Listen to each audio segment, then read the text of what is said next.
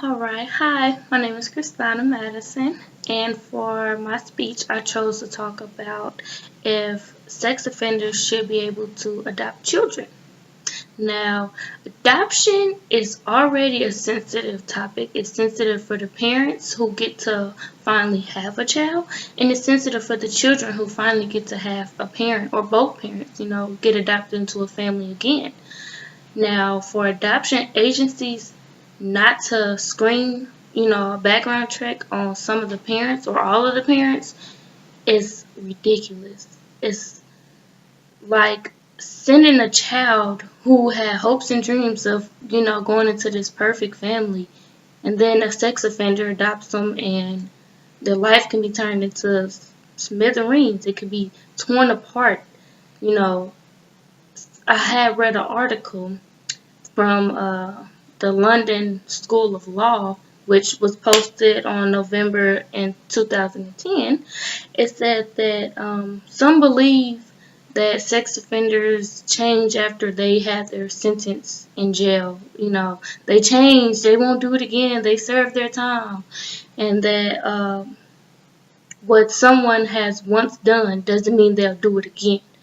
Now, is that the adoption agency's place to be like, oh, you did it before, you might not do it again, but let's send this innocent child into your home and see what happens. Like, that's like a guessing game with a child's feelings. Like, why should the child's life or their future be put online just for a guessing game? Because we don't know. A person can tell us, all day, I won't do it again.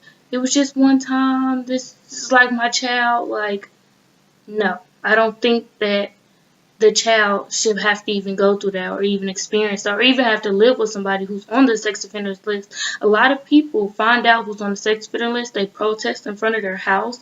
Like, you can barely get a job. Like, it's very hard for that person. Now you want to take in a child and try to raise that child too. Like, I'm not saying that people don't change. I just don't think that adopting a child should be your kind of like change zone. Like, you shouldn't try to test the waters with adopting a child.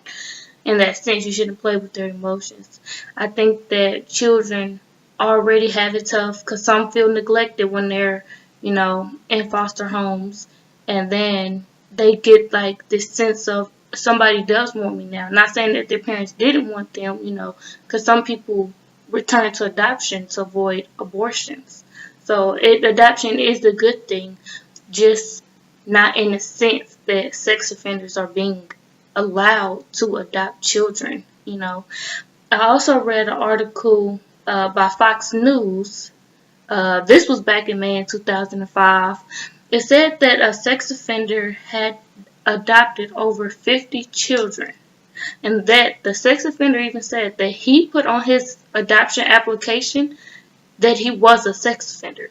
So it's the adoption agencies who are not paying attention. They don't care. A child being adopted into a sex offender's life could ruin that child.